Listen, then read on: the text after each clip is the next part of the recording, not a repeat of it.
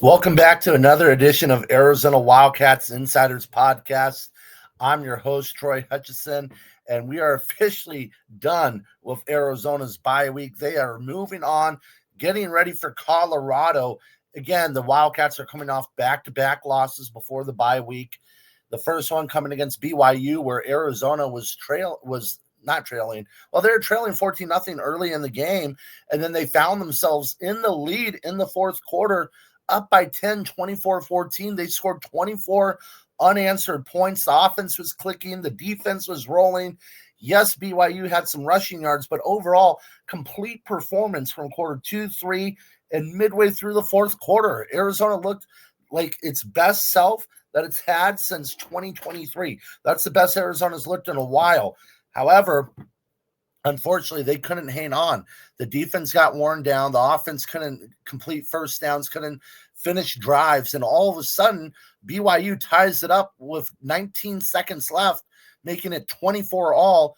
Arizona takes a knee instead of being a little aggressive, maybe run one or two plays with two timeouts. They go into overtime. The two teams exchange field goals. And then BYU goes on to win in double overtime 33-27 as Arizona can't convert a 4th and 5. The Wildcats fell in a very heartbreaking fashion and really a great game overall. Arizona played one of their better games of the season, just fell short. The following week, the Wildcats, they've struggled on the road historically in the Brennan era outside of the Utah game. They had lost four games up to that point on the road by an average of 28 points per game. They fell behind by double digits in every single one of those games. And against Houston, Arizona started off hot. They're able to go up 7-0. Houston tied it, but then go up 14-7, get the ball back. You have a 4th and 1 around Houston's 25-30 yard line. And all of a sudden, Arizona decides to be aggressive and decides to go for it, which I like the idea to go for it. I didn't love the play call. They run a read option, not an RPO, but a read option, one of those West Virginia plays from back in the day with Rich Rodriguez. And Fafita decides to hand it off to Kedrick Ricino.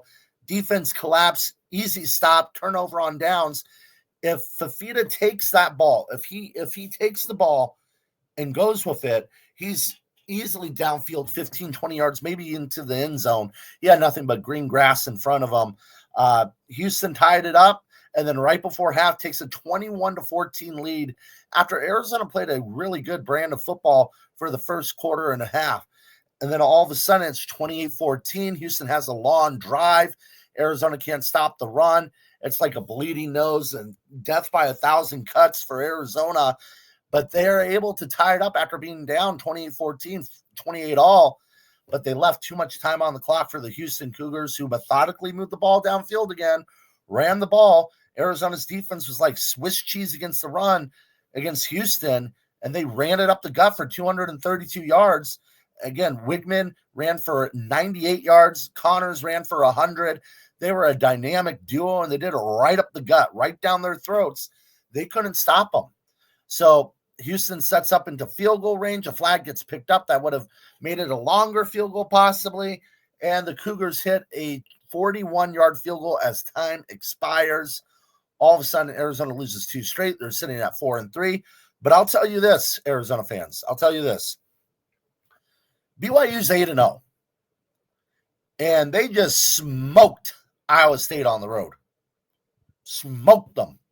Yes, Arizona didn't play great against Iowa State. It was their worst game of the season. But that's a good BYU team. And then Houston, you know what they did to your rival up north? You know what they did to ASU, who's considered the better team this season? They smoked them. They ran them right off the railroad, man. Ran it right down their throat, played complete defense, and absolutely thumped the Sun Devils.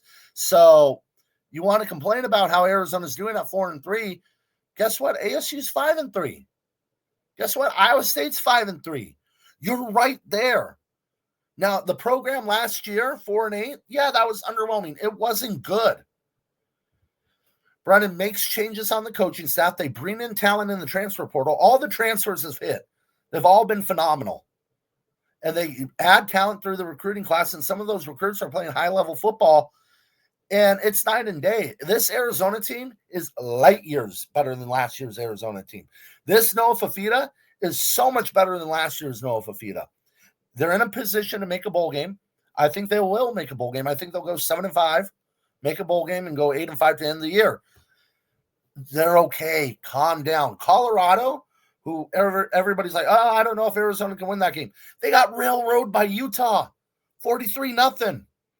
The Utes ran for almost 300 yards. Oh, by the way, Colorado rushed for 28. Rushed for 28 yards.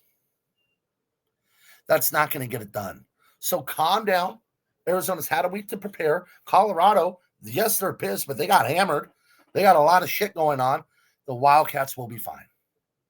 So as we conclude our all-quarter century football team, we are looking at the quarterback position. And in the last quarter century, Arizona's actually had some pretty good quarterbacks. Early on, Nick Costa wasn't very good. You have Jalen Johnson, I forget the first name. He was horrible. Then you had number 8, I forget the dude's name, right before Tuitama. He was trash. So, yes, it started off horrible in terms of quarterbacks for Arizona in this era of football, this last 25 years.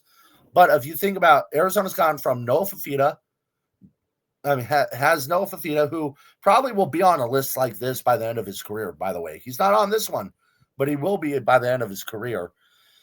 Then you have Jaden DeLora, who, yes, it wasn't great, but helped get the program back to respectability at 5-7, put up numbers, was a turnover machine. Jekyll and Hyde, kind of like Jay Cutler at times, but a Dollar Tree version of Jay Cutler. But before that, you had some issues in the Sumlin era. You had a lot of issues there. You had Will Plummer playing. You had Rick Rodriguez playing at times. It was bad. It was bad. Before that, you had Khalil Tate, who had a great month of college football, a cup of coffee in college football, and then wasn't very good the rest of his career. I know Arizona fans love him, but outside of that month, he was a little bit above average. And with Kevin Sumlin, his best read was running 3 yards backwards out of bounds. Made horrible decisions with the football. So as you look at this quarter century of Arizona football, to me, it's a select few. It's a list of 4. We'll say a list of 4 that you can argue for, but we picked 2. The guys that barely missed the cut, Matt Scott, only 1 year in the Rich Rod system, but one of the best to ever run Rich Rodriguez's offense. Yes, you have Pat White. I think Matt Scott is below that, but he's right there. Matt Scott was a monster in that one season. He put up PlayStation numbers, and that offense was clicking, humming. Arizona looked great with Matt Scott, and it makes you wish, man, what could have been for Scott if he had Rodriguez his whole entire career? Matt Scott might be considered the greatest quarterback in U of A history if he has a whole entire 4 years with Rich Rodriguez in that offense. Mike Stoops was great, but that offense that Rich Rod brought, oh my God, that would have been incredible. And then another guy that barely misses the cut, and again, if he stays healthy, he might be the greatest quarterback in the history of the U of A if he stays healthy. For college, yes, pro level is different. He wasn't making the pros. Anu Solomon. His freshman season is better than any in U of A history. His redshirt freshman season. Put up big-time numbers, ran the Rich Rod offense to perfection. He wasn't the runner that Matt Scott was. He was a good runner. He was a sneaky good runner, but he wasn't an elite barn burner runner, but he had the best arm of the bunch of the Rich Rodriguez era. Made good decisions with the football, got Arizona to the Fiesta Bowl, lost the Fiesta Bowl, but and then after that got riddled with injuries. So those guys missed the cut, but man, they were phenomenal to watch. And yes, both of those guys are better than Khalil Tate. I'm just saying. So we're going to go with number two all time in the last 25 years. And I have him number 2 all time in Arizona football history is Willie Tuitama. And, you know, I think Willie Tuitama is one of the most underappreciated football players in U of A history.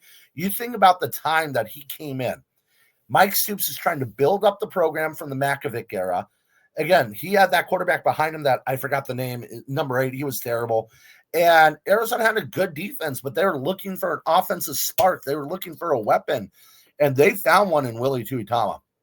His freshman season, Arizona's down big at home against Oregon, who is a good Oregon team. Not a great Oregon team, but a very good Oregon team. Willie Tuitama comes in, they lose by 7.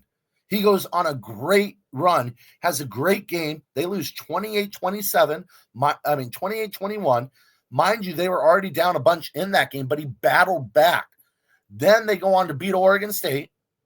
And then after that, history. Number 7, UCLA comes into town. I think they're number 5 or something. Can't remember off the top of my head. They were on their way to a Rose Bowl, maybe even national championship game.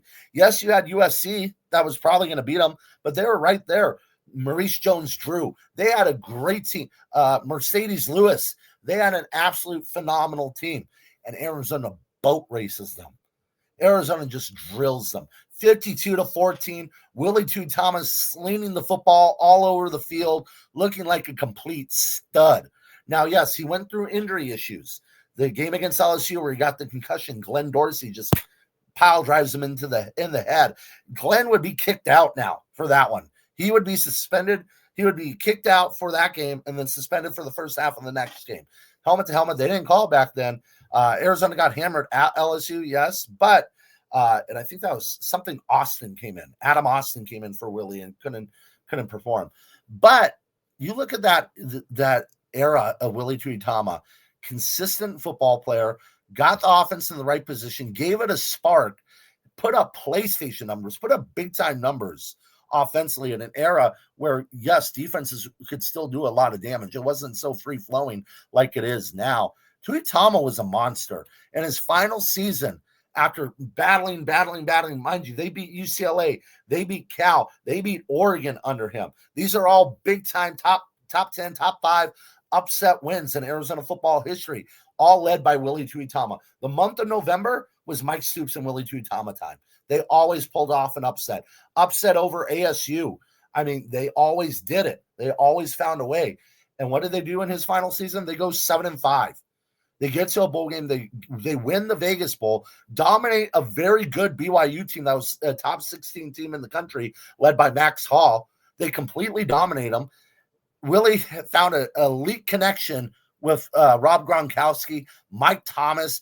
Those two with Willie were a dynamic duo, and it's all because of Willie Tuitama. Mind you, in that 2008 season, they pulled off the upset over ASU.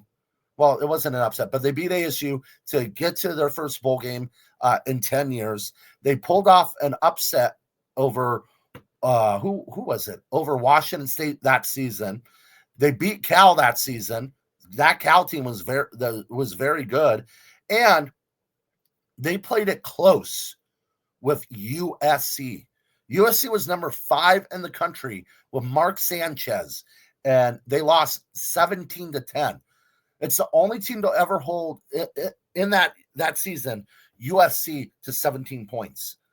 And if they got a little bit more offense, but that USC defense was loaded, they would have won that football game. So Willie Tuitama is number 2 on my list. Love that Willie Tuitama era. Number 1, come on.